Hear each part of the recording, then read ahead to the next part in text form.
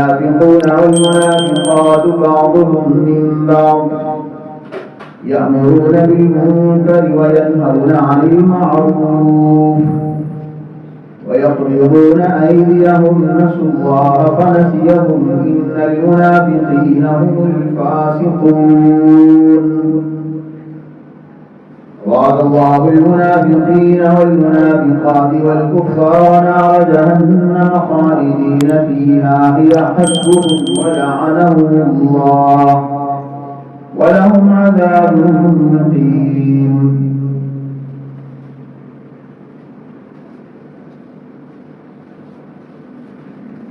آج کی خطبہ جمعہ کا عنوان ہے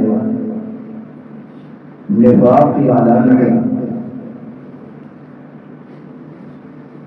اللہ تعالیٰ نے قرآن مجید میں من حیث الجماعت جن گروہوں کا تذکرہ کیا ہے ان میں دو گروہ ہیں، فمنکم مؤمن ومنکم کافر. فرمایا کچھ مومن ہیں اور کچھ کافر ہیں. یہ ان کو دو جماعتیں بنایا ہے. اللہ رب العالمین فرماتے ہیں ایک حزب اللہ ہے اور ایک حزب الشیطان ہے. حزب اللہ اللہ تعالیٰ کی جماعت، حزب الشیطان شیطان کی جماعت. اللہ کی جماعت وہ لوگ ہیں جو صدق کے دل کے ساتھ ایمان لاتے ہیں، یقین رکھتے ہیں اللہ تعالیٰ کے احکامات، رسول اللہ صلی اللہ علیہ وسلم کے احکامات اور آپ کی تعلیمات کے اوپر عمل کرتے ہیں، دل و جان سے تسلیم کرتے ہیں اور ان احکامات کی دل سے قدر کرتے ہیں اور ان کو اپنے اوپر، اپنے معاشرے کے اوپر نافذ کرنے کی کوشش کرتے ہیں. کمی کوتاہی ہو جانا یہ انسان کے بس کی بات نہیں ہے. یہ ہے حزب اللہ اللہ تعالیٰ کی جماعت. اور اس کے مقابلے میں وہ لوگ حزب الشیطان کہ جو اللہ رب العالمین کے احکامات کی کھلم کھلے خلاف ورزی کرتے ہیں، مذاق اڑاتے ہیں. نہ ایمان ہے، نہ یقین ہے، نہ قرآن، نہ سنت، نہ آخرت کا ڈر. ظالم ہے، اسلام کے خلاف کوئی بھی موقع ہاتھ سے جانے نہیں دیتے. فرمایا یہ لوگ پکے شیطان کے ساتھی ہیں، شیطان کی جماعت کے لوگ ہیں. اور ایک تیسرا گروہ یہ بھی بظاہر شیطان ہی کا گروہ شمار کیا جاتا ہے جن کو منافق کہا جاتا ہے. یہ لوگ بھی شیطان ہی کی جماعت کے لوگ ہیں، لیکن ان لوگوں نے اسلام کا لبادہ ہوا ہوتا ہے. بظاہر ان کا اٹھنا بیٹھنا، ان کا نام، ان کی شکل و صورت بظاہر مسلمانوں والی ہوتی ہے.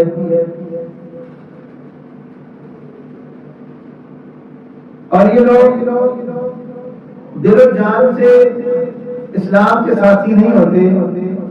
ظاہری طور پر یہ اسلام کا لبادہ اوڑھ کر مسلمانوں سے بچنے کی کوشش کرتے ہیں، یا دوسرے لفظوں میں یہ سمجھ لیں کہ یہ لوگ مفاد حاصل کرنے کے لیے مسلمانوں کے ساتھ رہتے ہیں.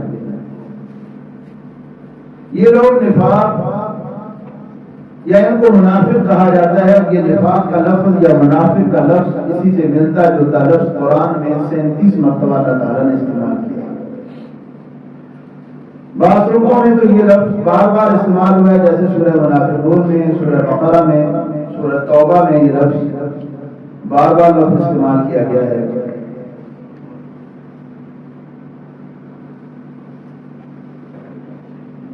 اور ان منافقوں کی طرح کے دو قسمیں ہیں.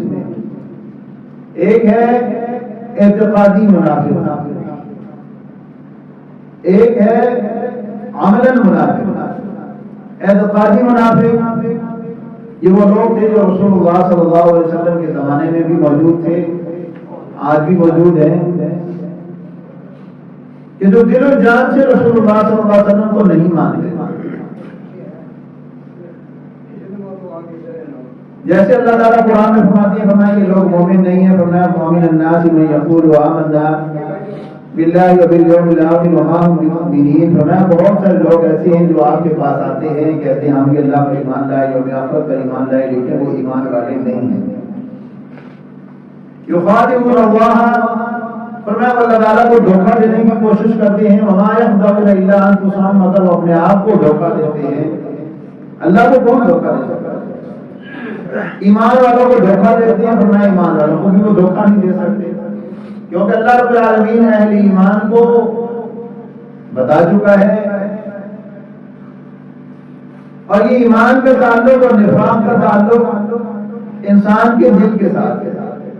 کافر آدمی جو ظاہری طور پر پہچانا جاتا ہے وہ کھلم کھلا انکار کرتا ہے کہ میں نہیں مانتا.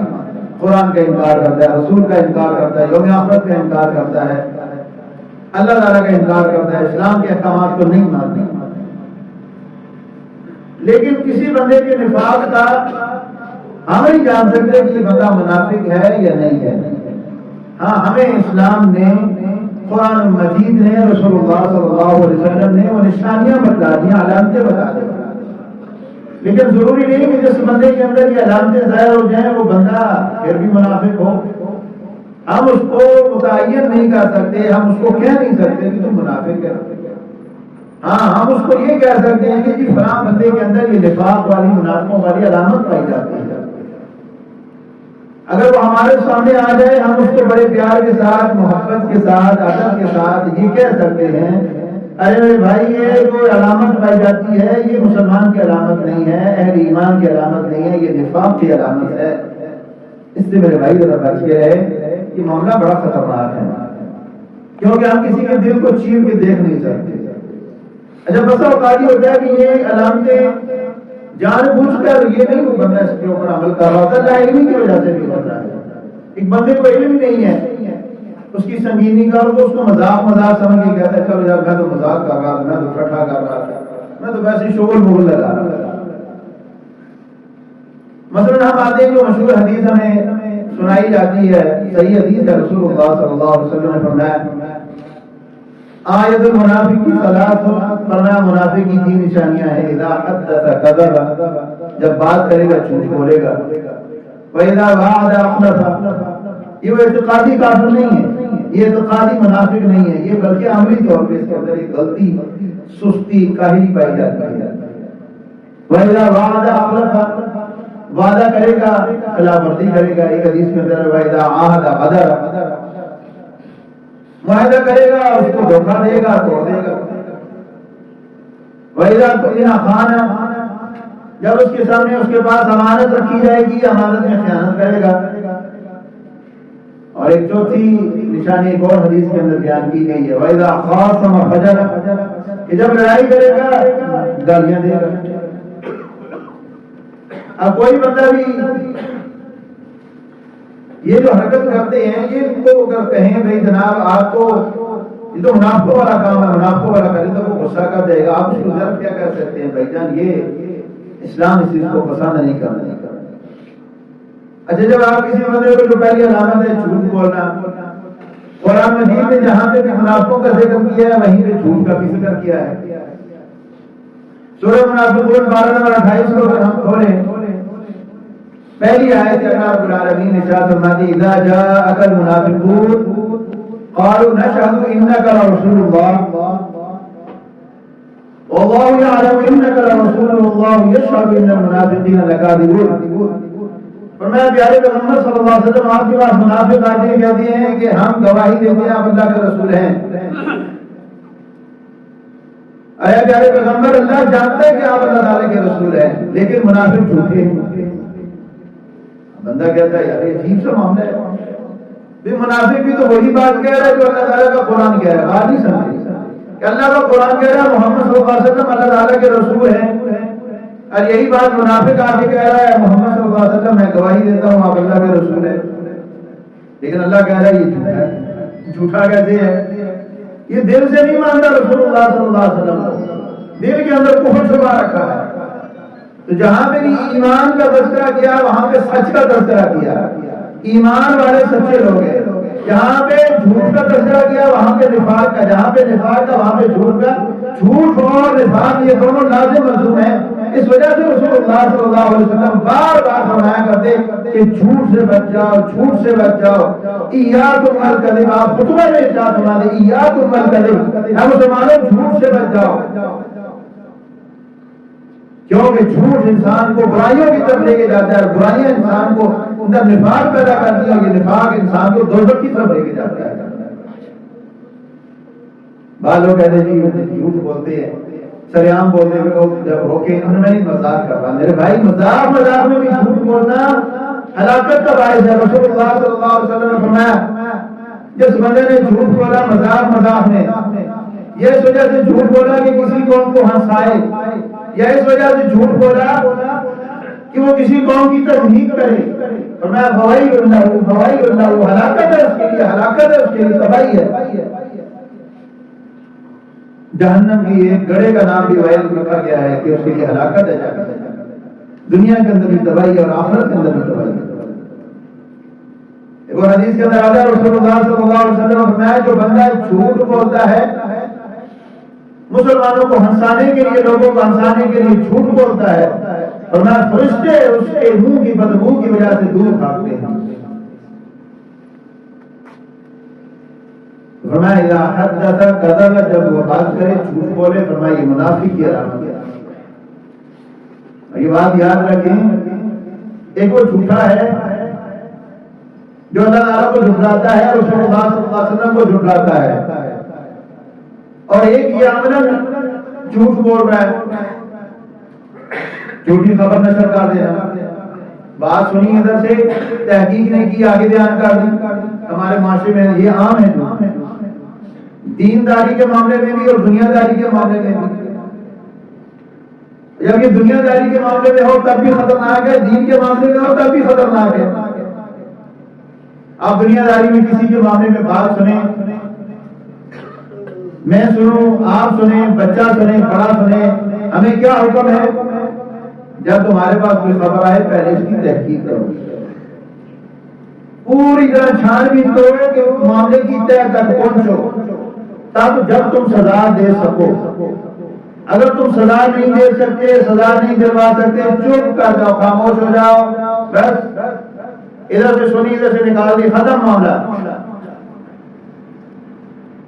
ایسی نہ بیان کرنا شروع کر دو، جدھر بیٹھو تو بھائی بات سن، فلاں کی بات پتہ چلی ہے، فلاں کی بیٹی کی بات پتہ چلی ہے، فلاں کی بیگم کی بات تمہیں پتہ چلی ہے۔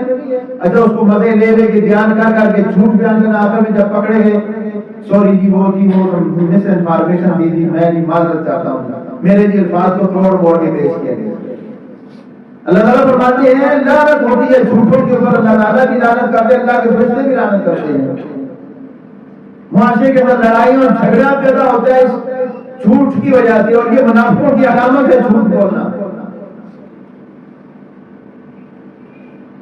رسول اللہ صلی اللہ علیہ وسلم نے بالکل اس کی اجازت نہیں دی، نہ قرآن اجازت دیتا ہے نہ اسلام اجازت دیتا ہے۔ رسول اللہ صلی اللہ علیہ وسلم کے بعد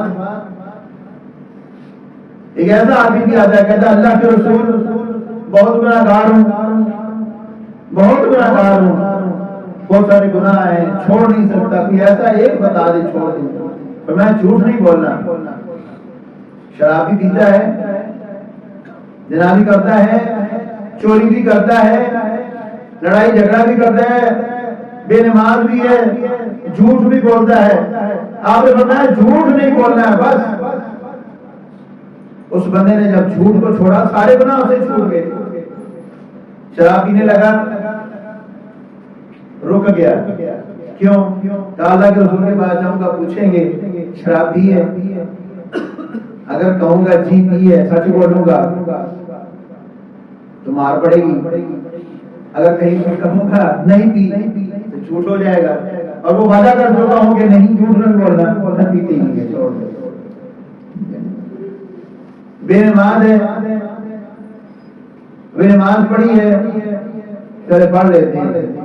اگر رسول اللہ نے پوچھا نماز پڑھی ہے، کہوں گا نہیں پڑھی، رسول اللہ ناراض ہوں گے، اللہ ناراض ہوگا۔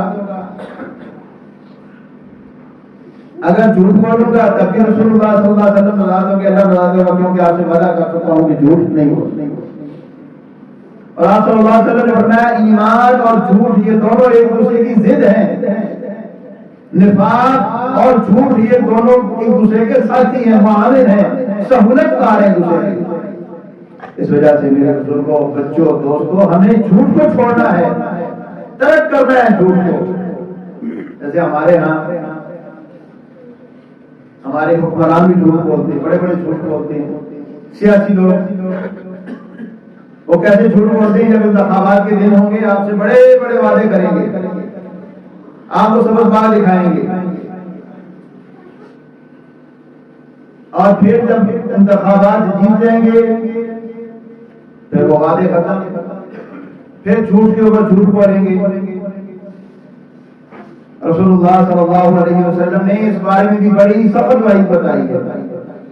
آپ صلی اللہ علیہ وسلم فرمایا 3 آدمی ایسے ہیں کہ اللہ تعالیٰ ان کو قطعاً معاف نہیں کرے گا، قطعاً معاف نہیں کرے گا، سخت ترین عذاب دے گا۔ قیامت والے دن اللہ تعالیٰ سخت غصے میں ہوگا ان کے ساتھ، نظر رحمت سے دیکھے گا نہیں، پاک نہیں کرے گا، سخت ترین عذاب بھی دے گا۔ فرمایا اس میں سے پہلا بندہ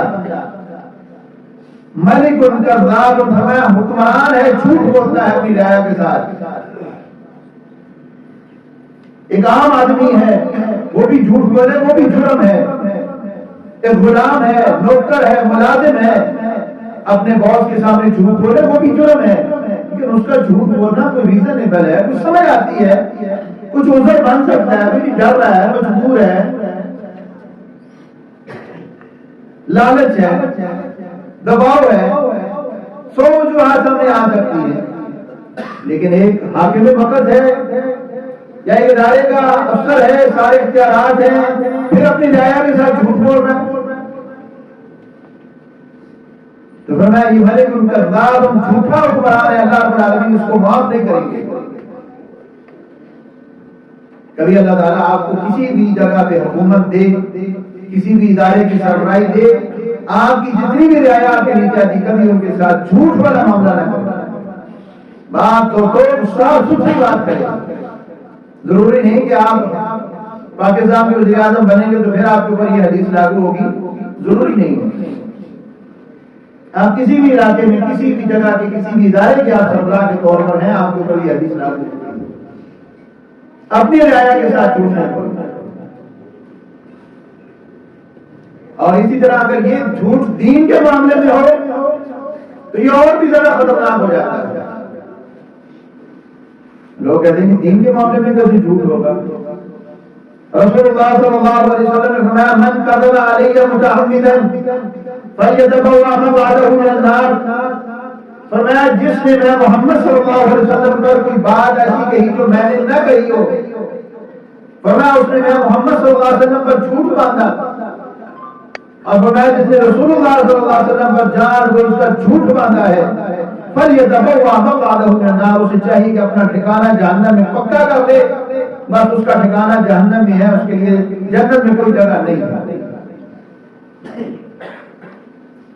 تو یہ جھوٹ اس قدر خطرناک ہے اور یہ نفاق کی علامت ہے، منافق بننے کی علامت ہے کہ وہ جھوٹ بولتا ہے۔ معاملہ دین کا ہو، معاملہ دنیا کا ہو، معاملہ فیملی کا ہو، بچوں کے ساتھ ہو، حتیٰ کہ آپ یہ دیکھیں محدثین نے مذاق میں بھی جھوٹ بولنے والے سے، یہ جھوٹا کردار پیش کرنے والے سے روایت قبول نہیں کی ہے۔ امام بخاری رحمۃ اللہ علیہ بڑا لمبا سفر کر کے گئے حدیث شریف کا علم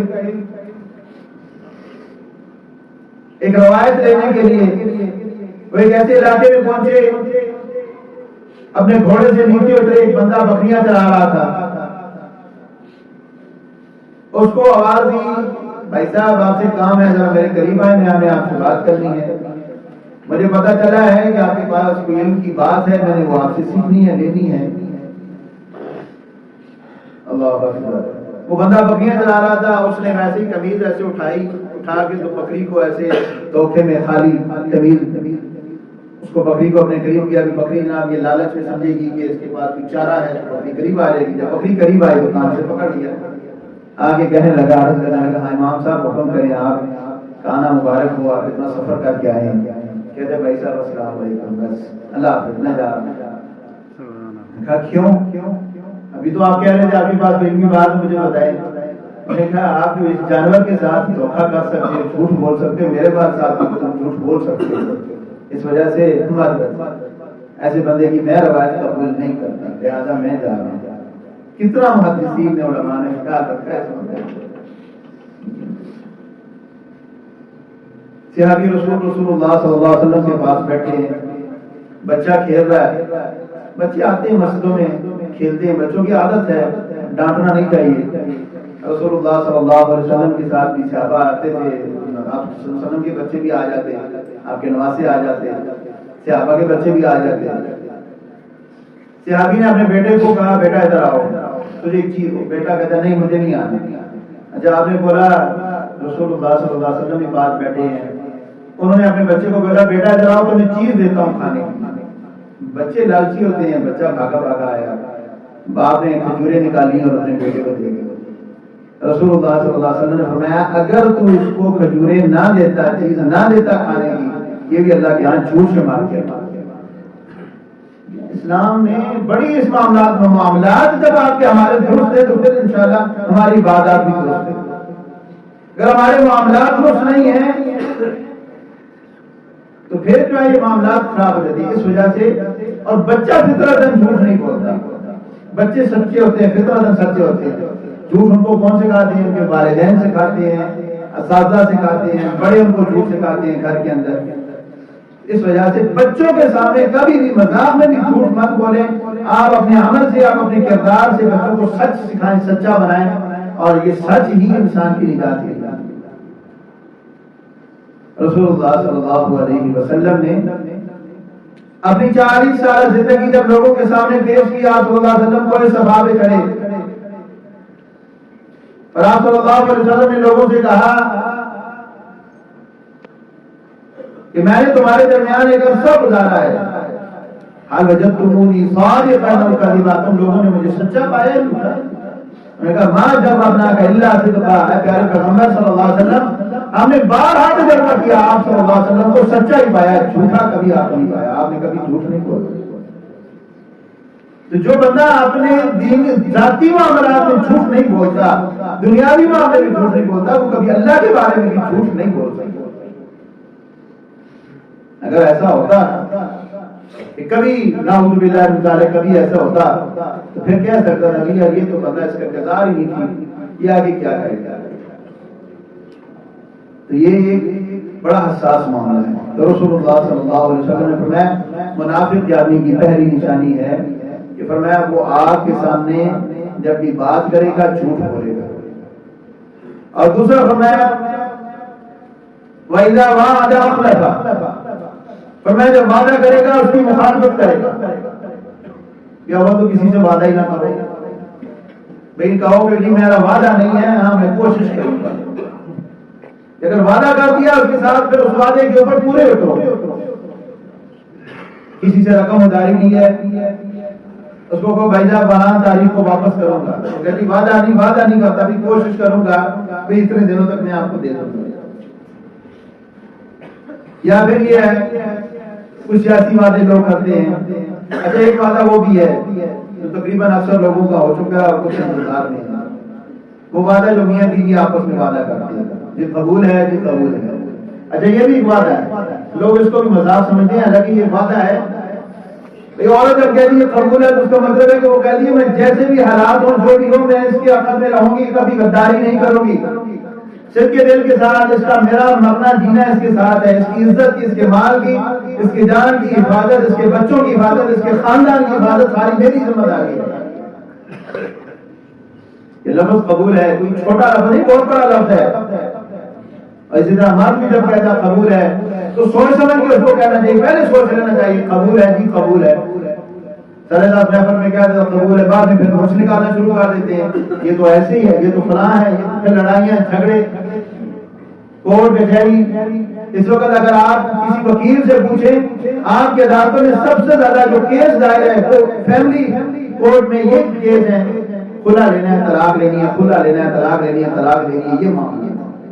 لوگوں نے اس کو مذاق بنایا. ہم حکمرانوں کو دوڑتے ہیں کہ وہ وعدے پورے نہیں کرتے, ہم کون سے وعدے پورے کرتے ہیں. ایک بندہ کسی ادارے میں جاب کرتا ہے، ایگریمنٹ کرتا ہے، اس کا ایگریمنٹ اس کو دیا جاتا ہے، بھائی جان یہ طرح سائن کرے اس کے اوپر، کیا وہ اپنے وعدے کو پورا کرتا ہے؟ ٹائم پہ پہنچتا ہے اپنے ادارے میں؟ نہیں پہنچتا، پھر جب کٹوتی ہوتی کہتا ہے میرے ساتھ ظلم ہو گیا۔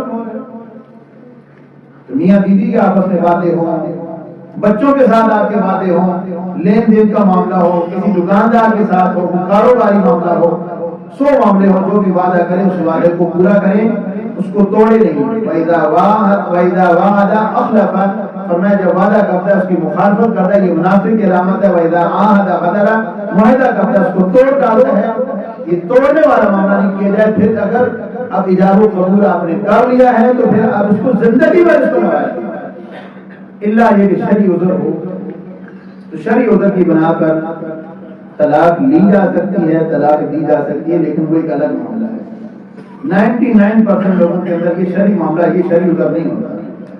اللہ تعالیٰ سے دعا ہے کہ اللہ رب العالمین جو کچھ بیان کیا ہے اس کو سمجھنے کی عمل کی توفیق دے۔ باقی انشاءاللہ جو آرام دے ہیں اور یہ جمع میں بیان ہوں گے، اللہ تعالیٰ ہمیں